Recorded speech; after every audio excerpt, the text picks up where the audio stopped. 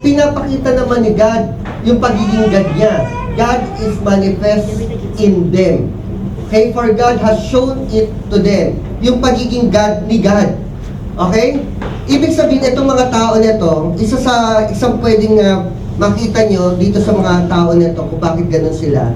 Yung kanilang paniniwala na walang God. Pero pinapakita ni God na mayroong God.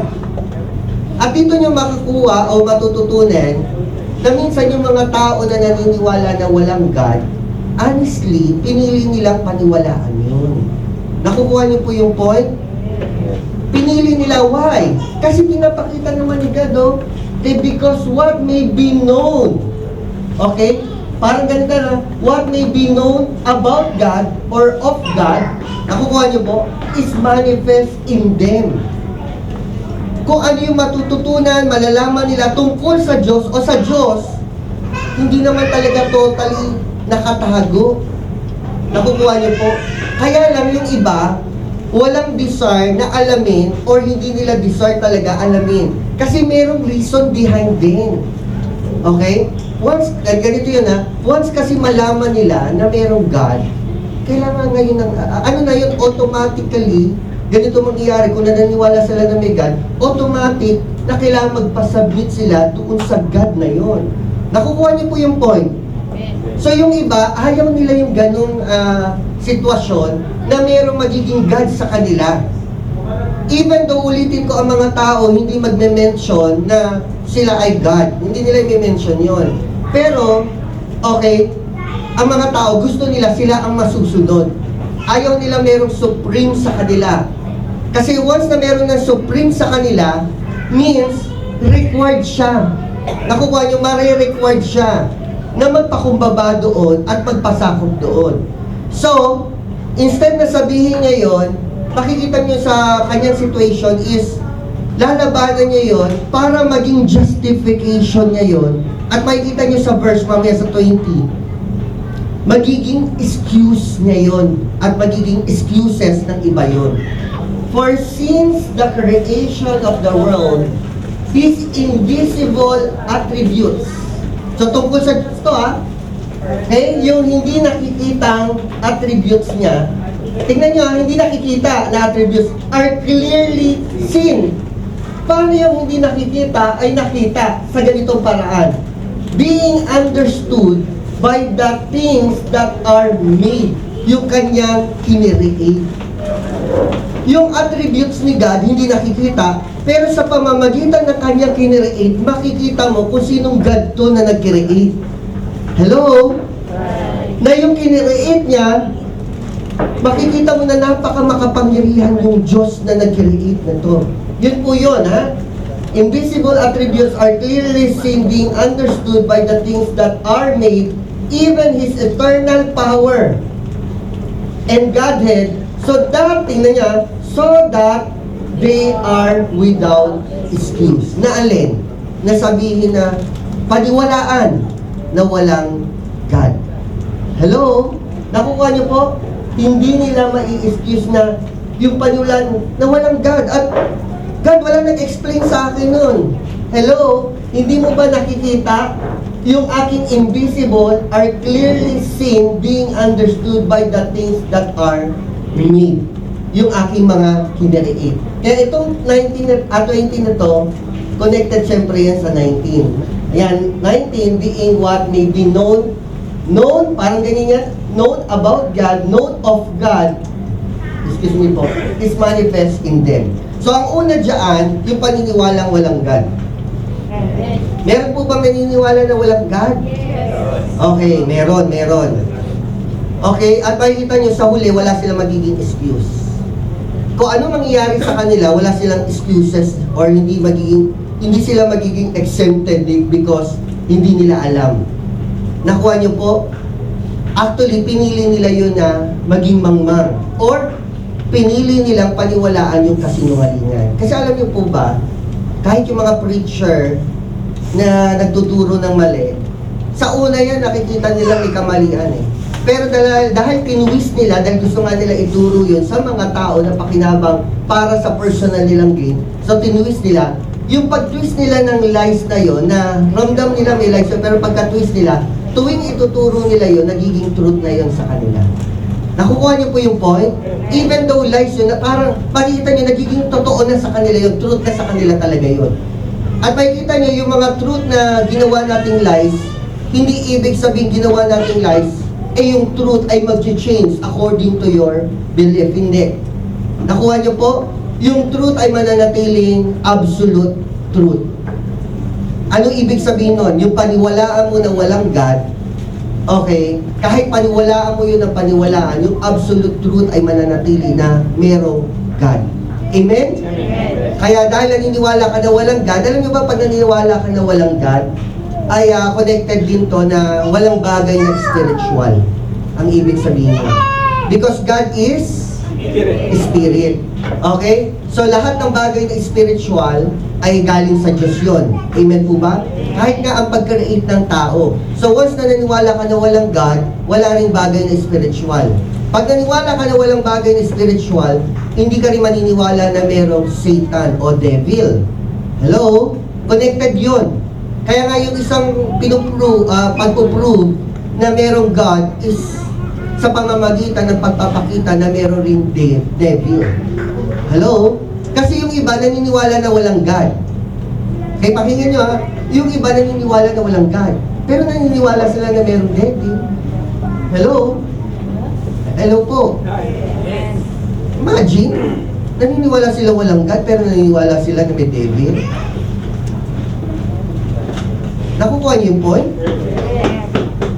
Parang ang labo, no? Okay? Naniniwala silang na walang God. Pero naniniwala silang na may Satan o may devil at may evil spirit. Okay? Parang hindi consistent. Kasi yun ang mga bagay na yun ay bagay na spiritual. Okay? Kaya nga nagkaroon ng Satan kasi merong God at si Satan ay lumaban kay God. Nakuha niyo po na gusto niya maging God siya. Maging above siya kay God. Nakuha niyo po? So kung gano'ng katotoo na may Satan, gano'ng katotoo na pinapakita na mayroong God. Okay? Mas dapat nga na maniwala tayo syempre na may God.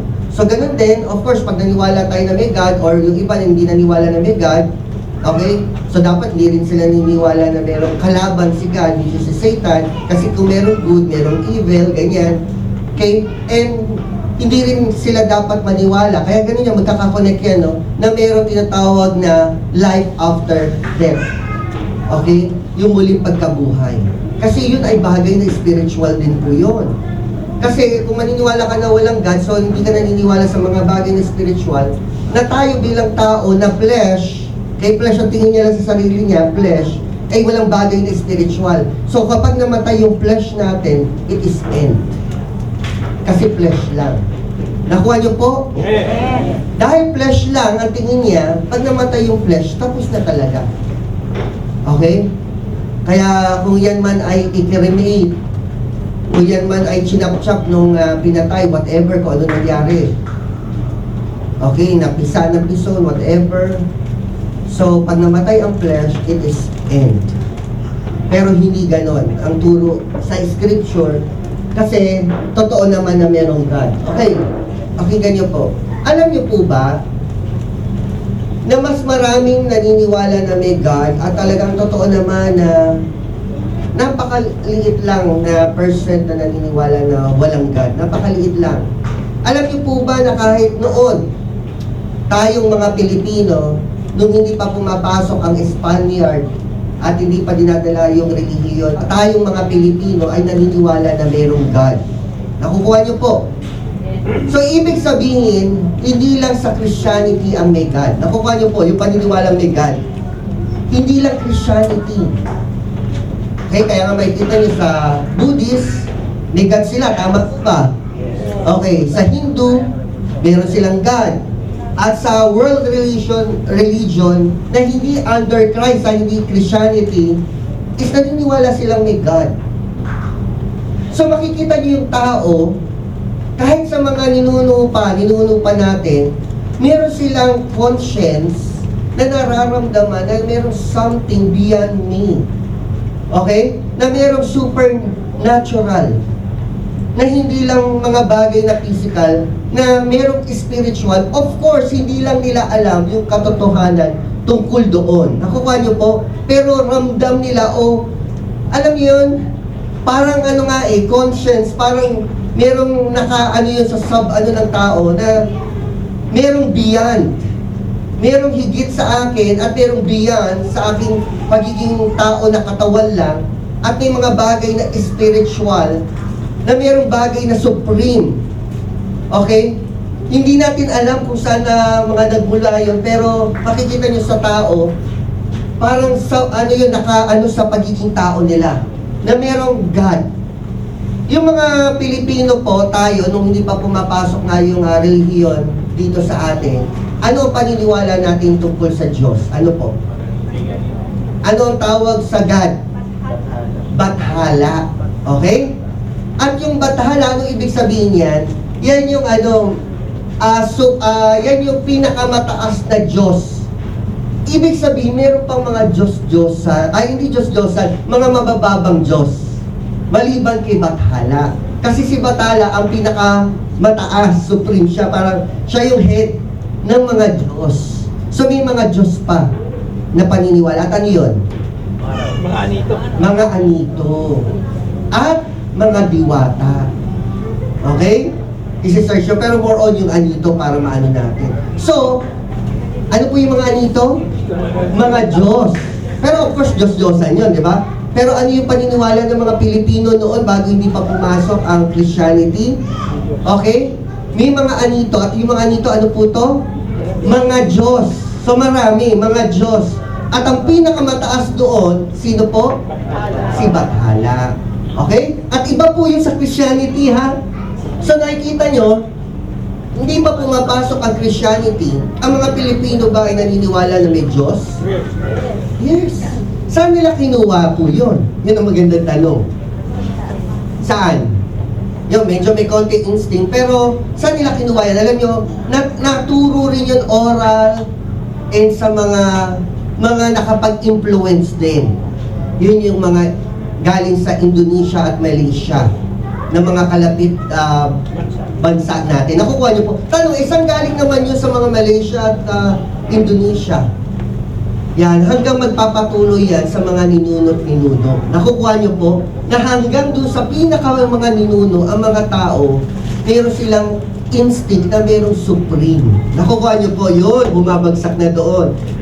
Okay, na merong supreme being na may hihigit. At yun ang itinutukoy na God. Ibig sabihin, naniniwala sila na mayroong supreme being na God, hindi lang nila kilala kung sino itong supreme being na ito. Nakukuha niyo po. Yun, pero naniniwala na mayroong God. Okay. Tingnan natin dito. Can we read sa Romans chapter 2 verse 14?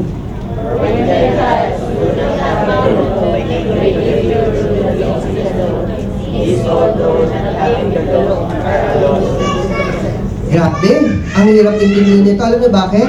Puro lo. Hindi niyo ba napansin? For when the Gentiles, pag sinabing Gentiles, ano ang pagkaintindi natin? Dahan-dahanin natin.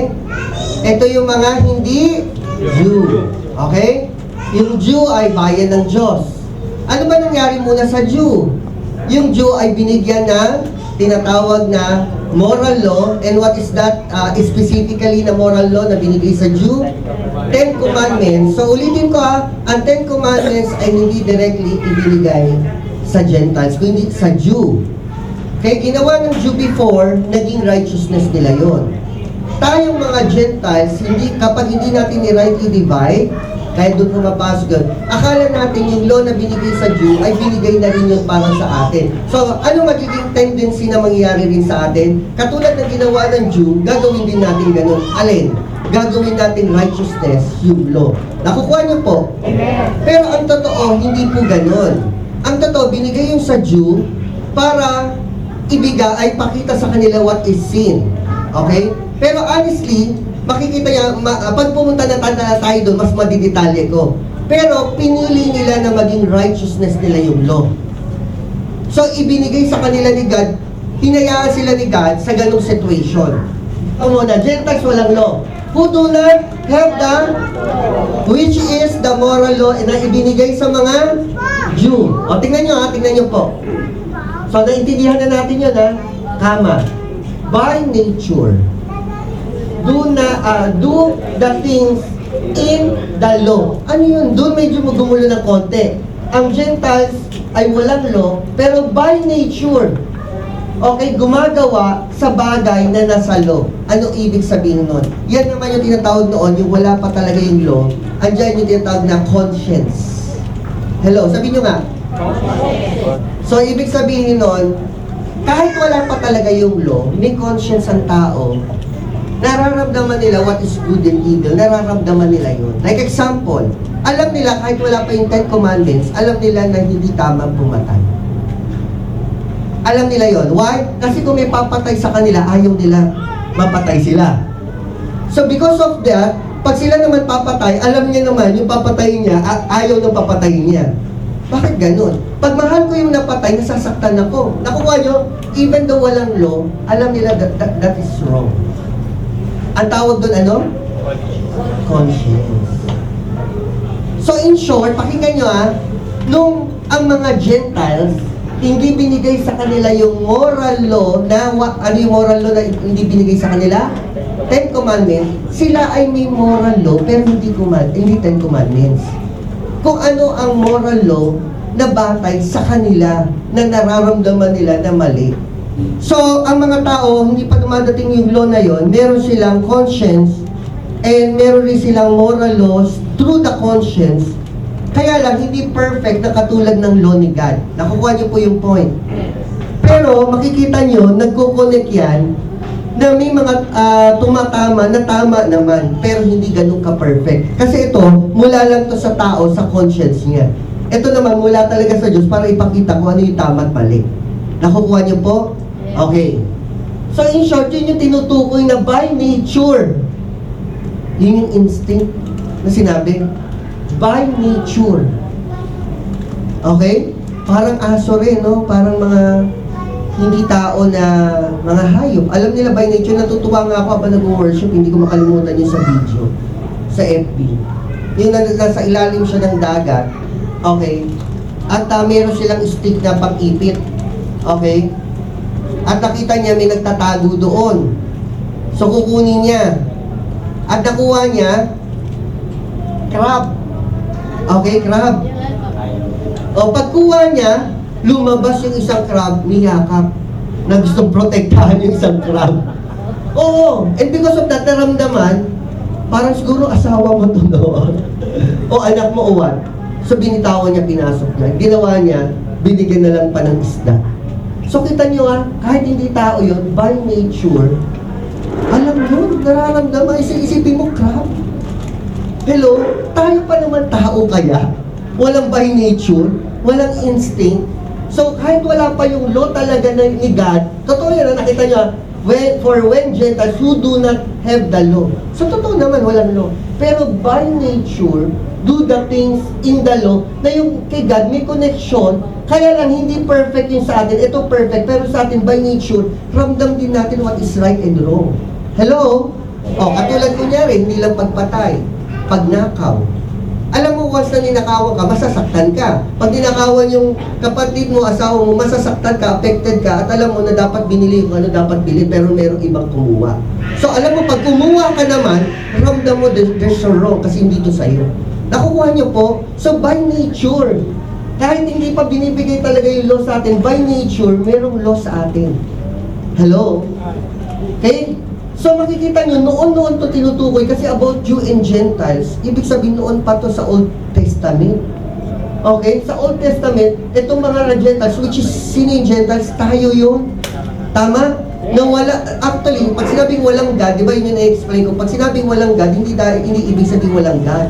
Kung hindi yung God natin ay hindi tunay na God, pero meron tayong God, pero hindi tunay na God. Kung hindi yung God na pagkaalam natin na ito yung mga God-Godan. Nga, nakukuha niyo po?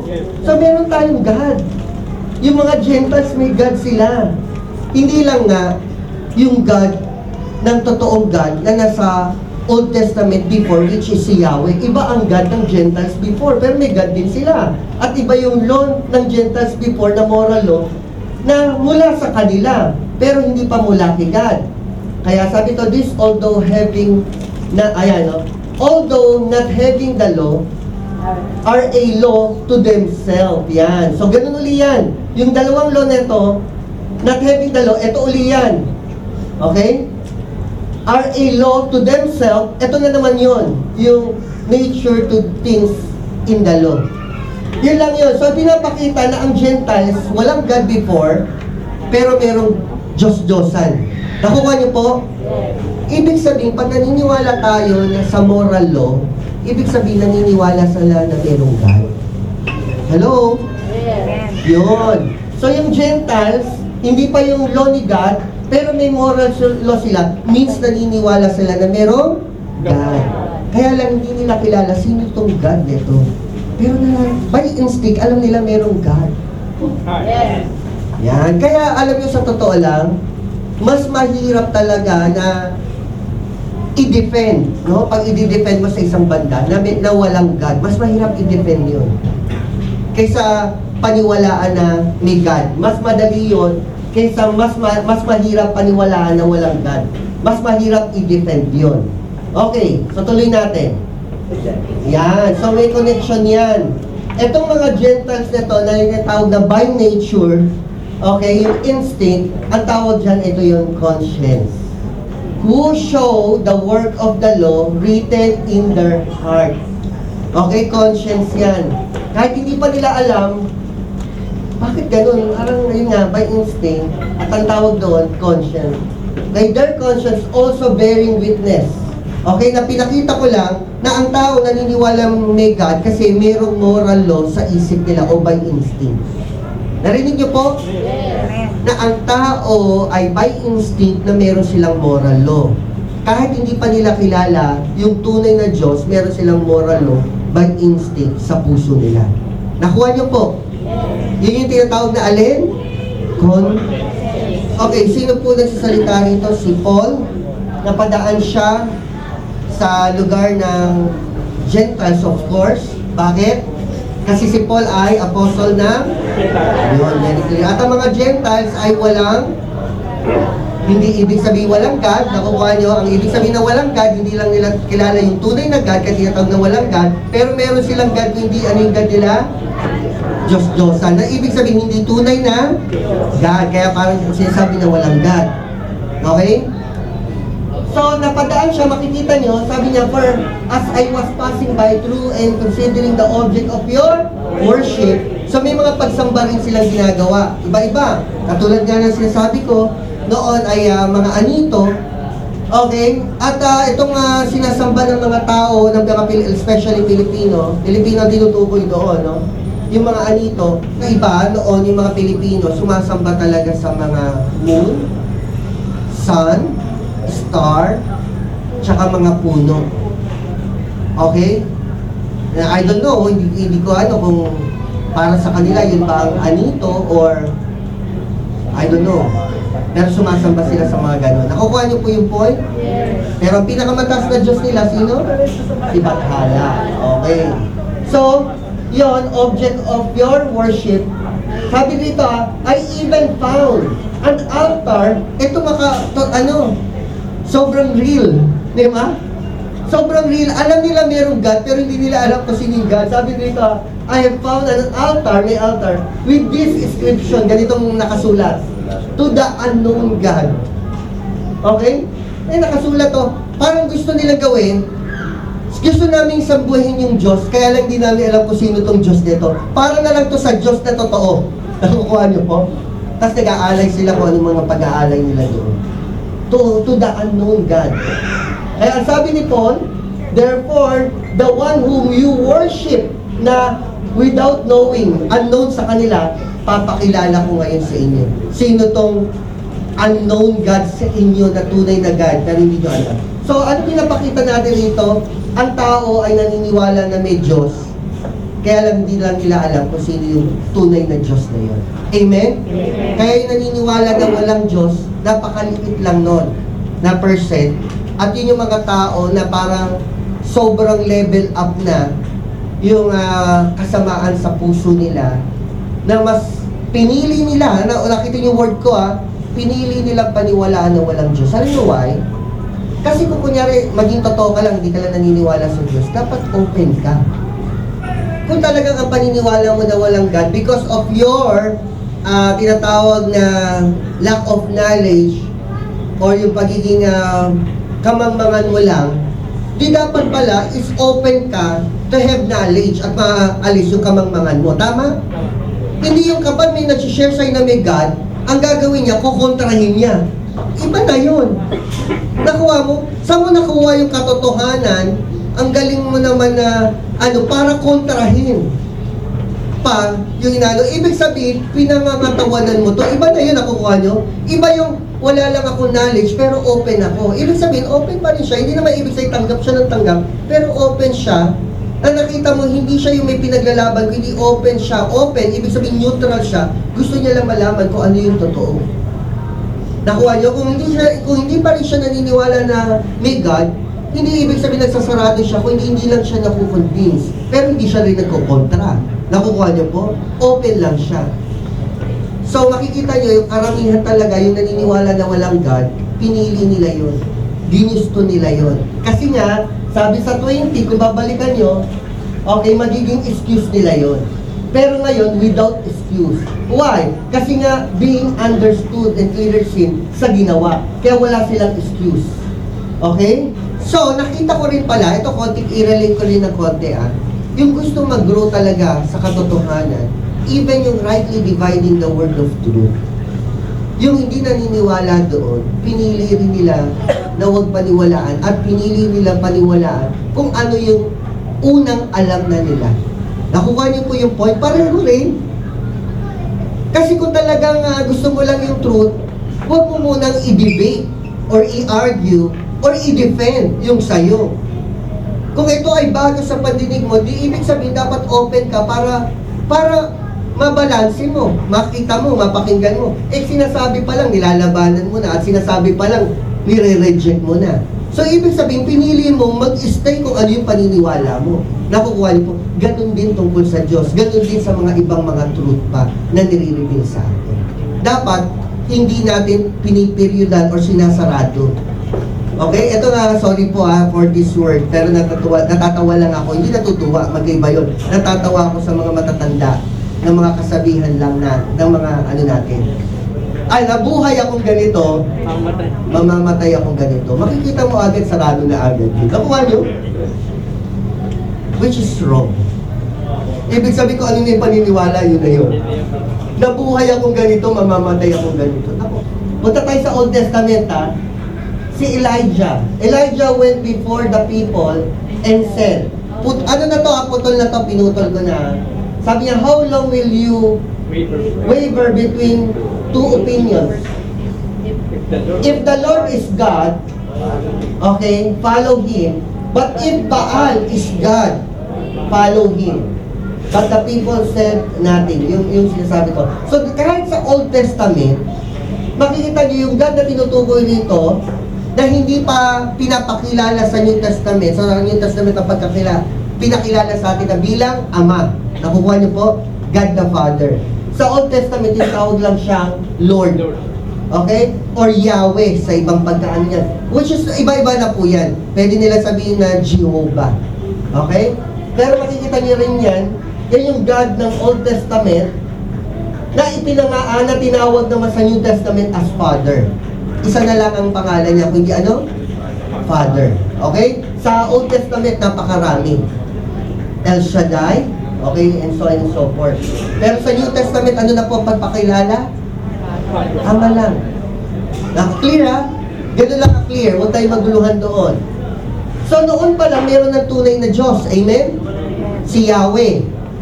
Si Lord. Amen? Pero may Diyos-Diyosan din. Sino? Si Baal. So makikita nyo na ang tao naniniwala na may God. Okay? Naniniwala sila na may God. Kaya lang, hindi lang nila alam sino yung tunay na God. Ang tingin nila noon, si Baal. So, dito nagkaroon ng magandang kwento to Para ipakita noon kung sino yung tunay na God between kay Yahweh at kay Baal. Pero kahit hindi lang si Baal, kahit ano pang mga Diyos doon, kung sino ang tunay na Diyos, makikita nyo kasi ang umiral na tunay na Diyos doon is si Lord, si Yahweh. Okay, makita natin, putol na to ha, putol-putol na, dahil mahaba to. Then, sabi niya, ganito gawin natin, then you call on the name of your God, sa small g, na may Diyos sila, pero Diyos, hindi tunay na Diyos, so parang wala silang Diyos. And I will call on the name of the Lord. The God who answered by fire is God. Siya yung tunay na Diyos, kung sino man sumagot. Okay? Huwag nung gagawin ngayon to sa New Testament, sa Covenant of Grace. God, kung tunay kang God, magpababa ka ng apoy. Well, hindi po mangyayari yun. Magkakamali ka lang. Tanong niyo sa akin, why? Gusto niyo malaman? Why? Kasi ang gusto ni God, mag-rely ngayon tayo sa Scripture. Kasi may Scripture na. Amen? Etong time na ito, hindi pa buo ang Scripture. Tama? Wala pa syempre yung New Testament dyan, wala pa si Christ. So pinapangunahan pa sila ni God himself through prophets. Okay? Mga propeta. So they took bulls para i-offer. Given them and prepared it. Then they called on the name of Baal. From morning till noon. Baal answer us. So, with ano talaga, exclamation mark. Sumagot ka na.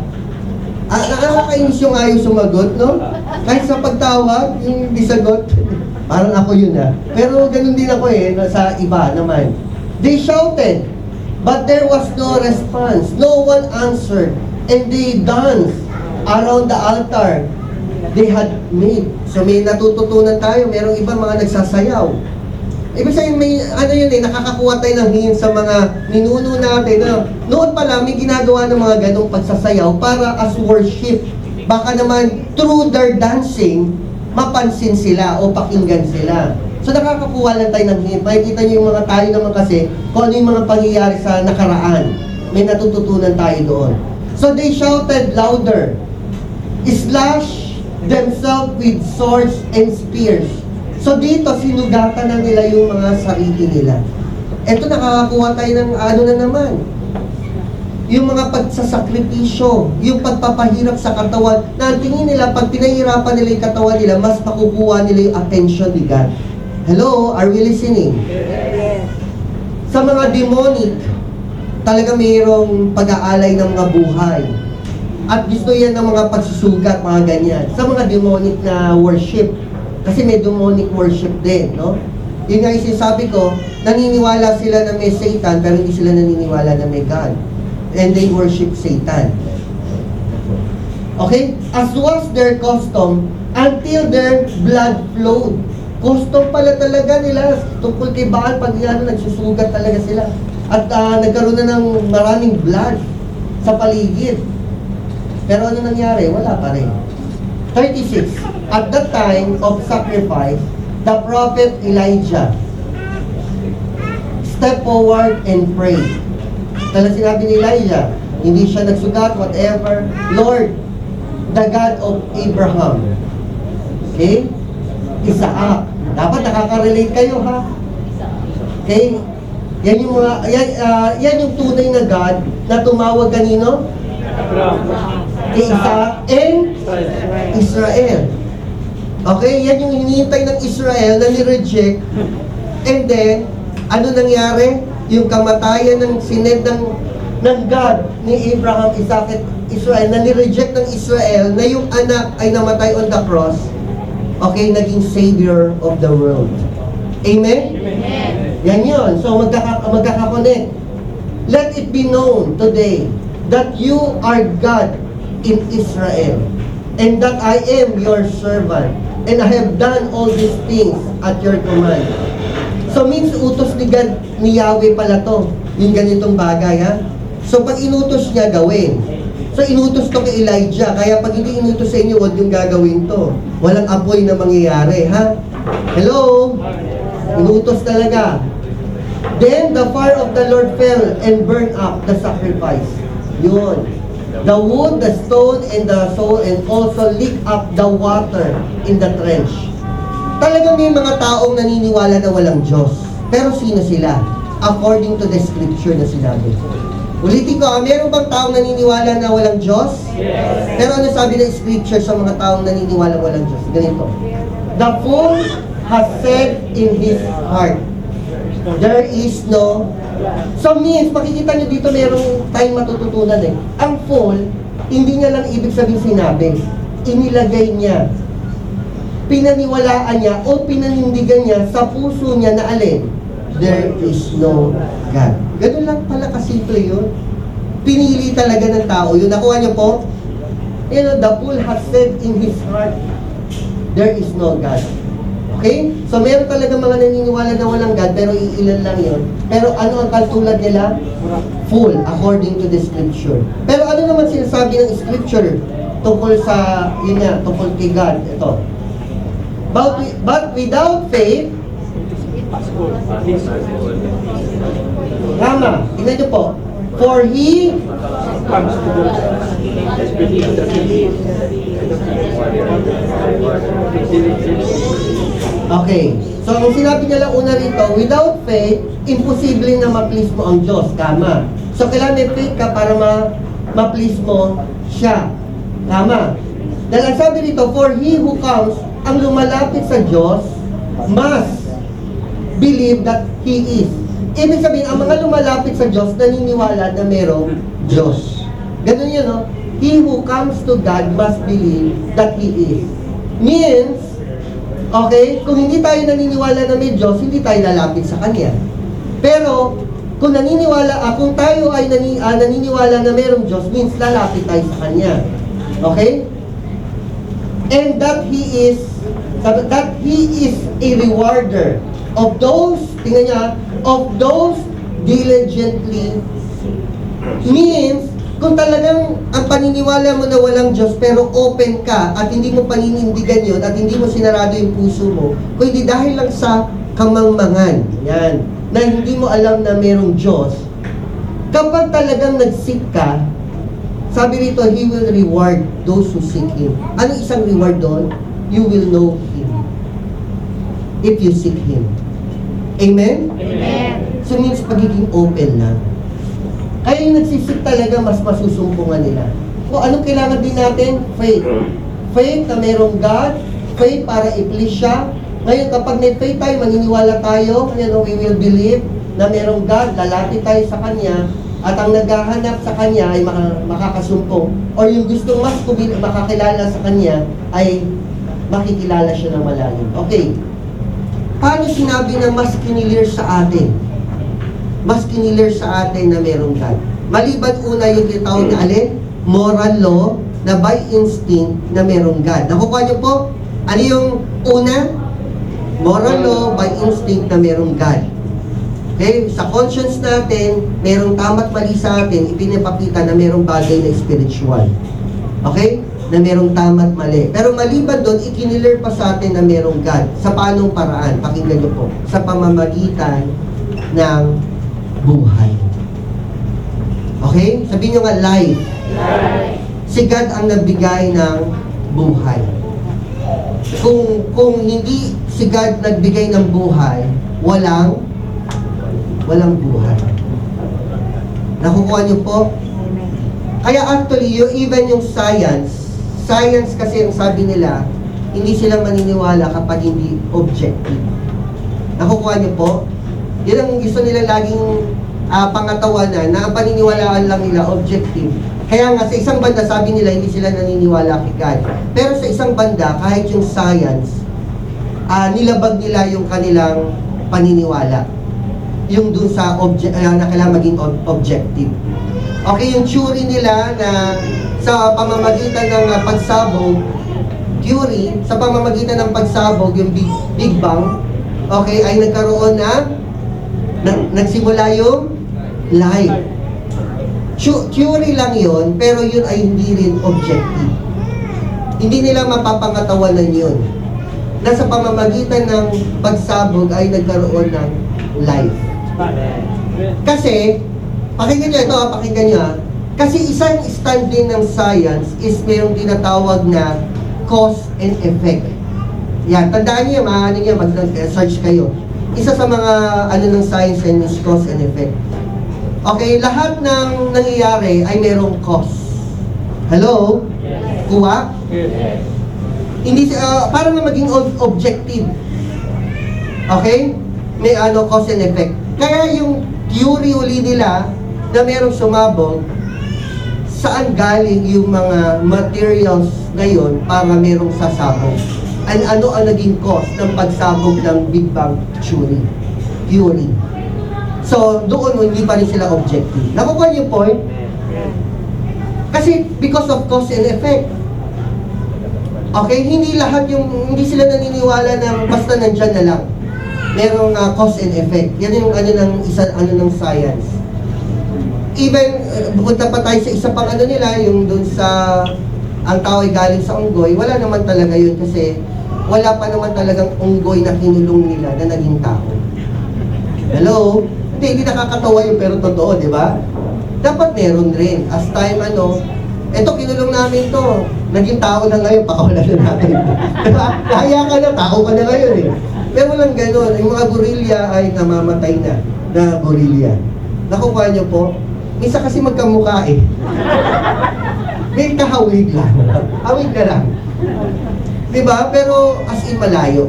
Hindi pa rin talaga sila tao. Kung hindi, lang. Nakukuha niyo po yung point? So, ano ang isa pang mas naging clear? Yung buhay. Ito, wag na natin itong pagtalunan dapat ito matutunan nyo na. Pero alam ko naman, baka biro-biro lang yun pero baka totoo sa iba. Kung saan, sino na una, kung itlog o manok. Ano sagot nyo? Manok. Manok? Kasi itlog, hindi niya mabuhay. Kailangan may lililim muna doon. Nakukuha nyo? So katulad rin ng tao, kinireit na tao, hindi baby. Nakuha niyo po kasi hindi kaya mabuhay ng baby. Subukan mo ang baby, iwan mo lang dyan, mamamatay. Meron nga sa FB uli, ano ko lang, baka ito hindi nyo rin to alam Okay, akala nila, sabi meron nagturo daw sa kanya, huwag konsintihin yung baby baby, sanggol. Iba to na pag umiiyak, huwag konsintihin, huwag kargahin. So madaling araw, umiiyak yung baby. Hindi ko alam kung ayaw lang bumangon ng magulang dahil minsan, alam niyo na, tao lang. Siguro naisip niya huwag konsintihin, hindi niya binangon. Pero after nung nakita niya, is kailangan niya nang itakbo ngayon sa hospital. And actually, ang aking pagkaalam doon, namatay yung bata. Namatay na, yung sanggol. Kaya na-suffocate. Ano yung kakaiyak? Diba? Yung kakaiyak, yung paghinga hindi normal dahil umiiyak. So mali pala yun. Mali yung natutunan niya.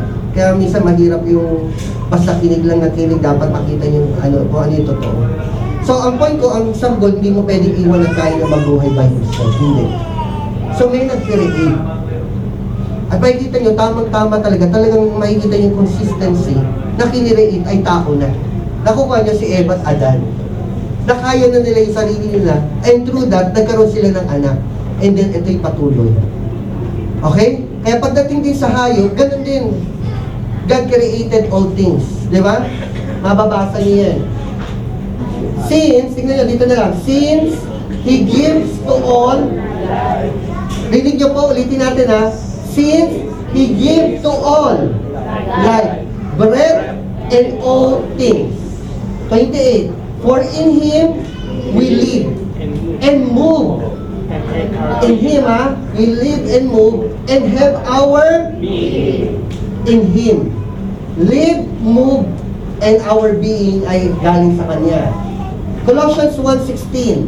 For by Him, tingnan nyo, for by Him, all things were created that are in heaven and that are on earth, visible and invisible, whether thrones, dominion, principalities, and powers. All things were created through Him. At ito, iba to. And for Him. Ito, iba to. We are created through Him. Tayo na-create. Lahat pati tayo. Dahil sa pamamagitan niya. At kinreate tayo, ito naman purpose. For Him. So ang tao, hindi tayo nabubuhay for no reason. Hindi para mabuhay lang, magtrabaho, magkapamilya, magkaanak. and then mamamatay, and then end. Merong reason. Yan yung for him. So there's a reason. Kaya malaman natin yung reason why. God, bakit mo ko pinahintulot na mabuhay? Meron kang reason sa akin. Nakuha nyo, hindi ka na walang reason. So dito, ulitin ko, ang ibig sabihin nito, galing tayo sa Kanya, wala tayo sa Kanya, at ang reason natin ay galing din sa Kanya. Mula sa Kanya. Yung ating purpose. So una, pinakita sa atin kung ano yung matututunan natin tungkol sa Diyos. Okay, yun nga yun na true moral law na merong God, na nag-exist merong mga spiritual things. And then sumunod, neto is about life. So yan mas naging clear. At ito yung pangatlo, sa kanyang creation. Pag sinabing creation, hindi lang yung tao, kundi lahat ng bagay dito sa mundo ay galing sa kanya. Of course, hindi yung pilosopo na pati lapis galing sa kanya. Saan ba galing yung lapis? Sa puno. Yung ganun, ha? Okay, dapat hindi ganun pilosopo, ha? Pati hamburger galing ni God. Siya nagluto. Saan ba galing ang tao? Saan ba galing ang apoy? Dapat ganun, ha? O hindi yung, siguro naman, naiintindihan nyo na. Totoo, pati cellphone, pati iPhone. Saan galing pambili mo? O, di ba? Mga ganun. Yun ang ibig ko sabihin. So, yung sa pamamagitan ng kanyang creation. So, punta tayo sa creation. Creation na, by faith, kanina by faith, is, ano sabi? By faith, mapiplease natin si God. And by faith, maniniwala tayo na merong God. And through that, lalapit tayo sa Kanya. Tama?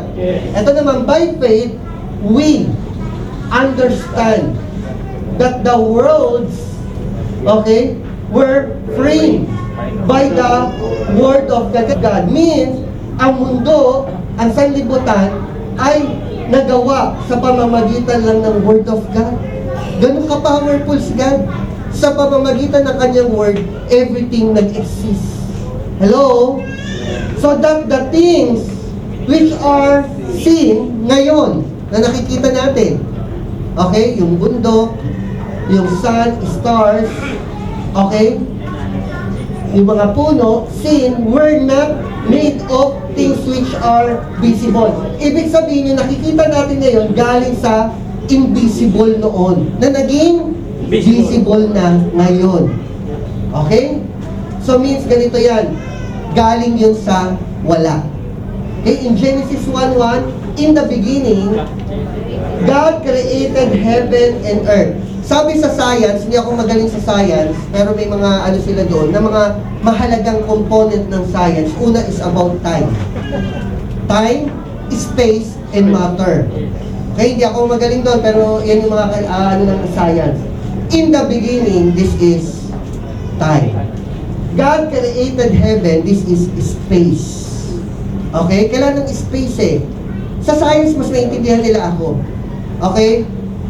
Pag kayo ay maano sa science, maintindihan nyo why need space. Kasi kailangan laging may space. Okay? Heaven and the earth, this is matter. The earth was without form at hindi lang. And void means, alam nyo, void, empty. Tingnan nyo. The earth is empty. From nothing, sa walang nakikita, but by God's command, yung power niya, nagkaroon ng, nakikita na ngayon, nagkaroon ng lahat ng bagay. Nakuha nyo? Ano pinapakita rito? Lahat ng bagay ay may beginning. Hindi siya yung nag-exist before na eternal. Nakuha nyo po? Yes. Ibig sabihin yung araw, hindi eternal yan na nandiyan. Meron siyang beginning. Kasi, the earth, and makikita nyo, parang kabuuan na yan, the earth was without form and void. Void means empty, and darkness was on the face of the deep. And the Spirit of God was hovering over the face of the waters. So may waters. Ang pinapakita rito, dinivide niya ang water sa water na nagkaroon ng space which is heaven. Yan yun sa ano. Ito naman, between water and land. And God called the dry land what? Hiniwalay niya. So, ibig sabihin talaga noon, wala empty kundi yung water, at yung water is puno-puno lang siya, pero wala yung water sa sky. Tapos, mula sa meron ng sky at water, sa water naman, hiniwalay yung water sa dry land. So, nagkaroon na ng ganyan. Nakuha nyo? So, nagkaroon na ng sky, water, and land. Okay? So, makikita yung paglikha ng Diyos. So, makikita niyo sa Genesis, mayroong simula. Mayroong panimula lang yung mga bagay nito dahil may nag-create. And pag may nagsimula, ano ibig sabihin nun? May katapusan. May katapusan. Hindi eternal. 11. Then God said, let the earth bring forth grass, herb. The herb. Means ito na yung vegetation. And the fruits, trees that yield. So yan mga prutas. Sabi nito, to its kind. So iba-ibang kind ng seed. So nagkaroon na ng mga halaman at mga puno. Okay? Then God said, let the water abound with abundance of living creatures. Yan. So nagsimula na ng mga lahat ng creatures under sea. So makikita nyo may nag-rate. And pagkatapos niya, tingnan nyo, and let birds fly above the earth. Okay? Kung i-shorten natin to, nilagay niya ng mga hayop na nasa tubig, okay, lumilipad sa sky, at nananahan sa dry land. Kaya iba-iba sila. Kay Job, but now, as the beasts, and they will teach you. Kita nyo yung creation ni God sa mundo, magpapatotoo na ni God. Ito hindi magsasalita talaga. Tingnan nyo. But now, tama ba? Okay. But now, as the beasts, okay, yung mga beasts, they will teach you, and the bird of the air, they will tell you. Nagsasalita ba yun? Pero may ituturo sa atin. Saan galing yan? Yung beast, yung bird, or speak to the earth, and it will teach you.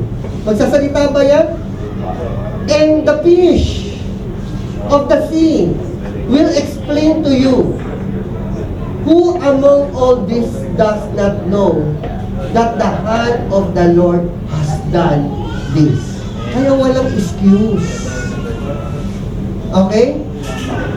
Job 12:10. In whose hand is the life of every living thing, and the breath of all mankind. The heaven declares the glory of God.